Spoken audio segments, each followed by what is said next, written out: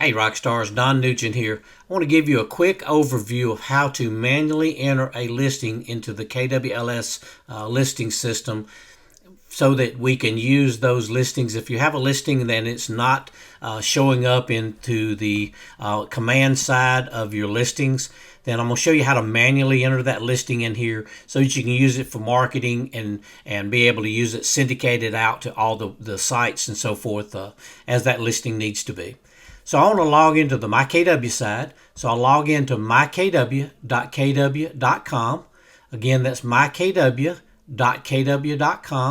And once I'm in there using my credentials for logging into my command side or my KW control sites, then once I'm in there, I'll go to hover over the technology at the top, and I'll go down to KWLS. When I click on KWLS, it's going to pop me up another window in here that is our dashboard for all of our KWLS listing side of things. More than likely, this little switch here for single point entry that says List Hub enabled, more than likely your switch is going to be checked with a checkbox in it, so that it's actually using this as a point of entry to syndicate the information out. If that box is checked, we cannot create a listing manually. So if I click on this create listing manually, it pops this box up for me. So what we'll have to do is we need to uncheck this box. We're going to create the listing, and once the listing is created, we're going to come back and recheck this box. So I've unchecked the box, and now I'm going to click on create listing. And then when I want to create this listing, I'm going to go through here and I'm just going to do I'll just do 2530 Forest Fields Road, okay? And so I go in, I put my property, what the value of the property is, and I'm leaving out any commas in here. And then I'll put in the property type, just filling all this information out. I'm not going to fill all this out during this video, but just kind of show you as you go through. The main point is do not put commas in with your price here. So if I have my listing date, and let's say the listing date is for today, which is the 21st, my expiry date is not the expiration date of the listing. I repeat, it is not the expiration date of the listing. The expiry date is a rolling 14 days date ahead of the listing date, and it's just something that the programmers use in here to keep the listing showing active in here.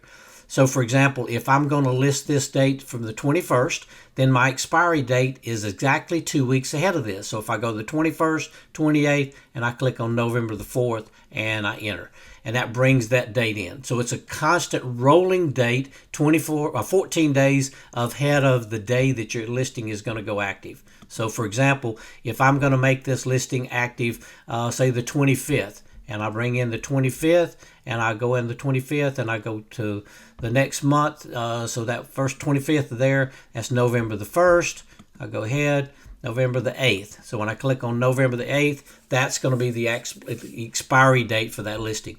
Just remember, it is 14 days ahead of what the listing date you put in there. So the 21st, 28th, and the November the 4th. So that's my expiry date. If this date gets off, that's what triggers this listing status to maybe go inactive or something in here. So you could have an expired listing that may show up expired and it's not expired. So that's just something to keep in mind, that that's a 14-day date. Add in the description information to the property, any of the other schooling information that you want to put in here, geographical location of the property, additional features of the property, and so forth. Once I've completed everything in here, it will ask you at the top. It will ask you up here when I get through. I'm sorry, when I get down here, after I get through, it's going to ask me then what MLS, what's the MLS number of the property, and it's pulling up my MLS number here for RealTrax so that it connects it to my RealTrax ID over in RealTrax with my MLS number. I'm going to leave that blank because this is just an example that we're going in here today. So now the next thing it does is it brings me to the next part of the property. It's actually put the property in here and it started it. So I got the first part of my property details card in there. Then I go to the images, and I would upload any images in here, clicking the browse and then upload, bringing those images in. If I had any open houses I wanted to put in there, I could put the open house dates and so forth in there. Virtual tours, links to maybe landing pages or so forth. Documents in here like the property condition disclosure, confirmation of agency, that type of things. All right. So now once I've got all that information in there, oh, and also when I'm in the images here, when I put an image in, I can add additional descriptions and so forth under each image as it goes out. So it can get a little bit more detailed information if I so desire. Okay. Once I'm through that, I click back to my dashboard, and then now it's going to actually show me that I have 2 active listings there, 1 expired listing and 1 withdrawn. So it shows what I've got actually have in the KWLS system. Now I'm ready to syndicate this property out to use where I can use it into my KW system. So now it'll bring it over into KW. I click on the List Hub Enabled button, and now that property has been created for me and out. So if I click on the All button, you'll see that I have the listing that I just put in there, the 2530 Forest Fields over Chapel Hill. It's an active listing. It's been initiated. You know, I can see one this morning I put in for my address here, one that shows an expired address from the same property, and it shows one that was withdrawn. So you'll see that information out there. So if I need to pull up a property that when I look at my list and I say, this list here for Main Street wasn't withdrawn. I'm sorry, it should have been active. I bring this property back up.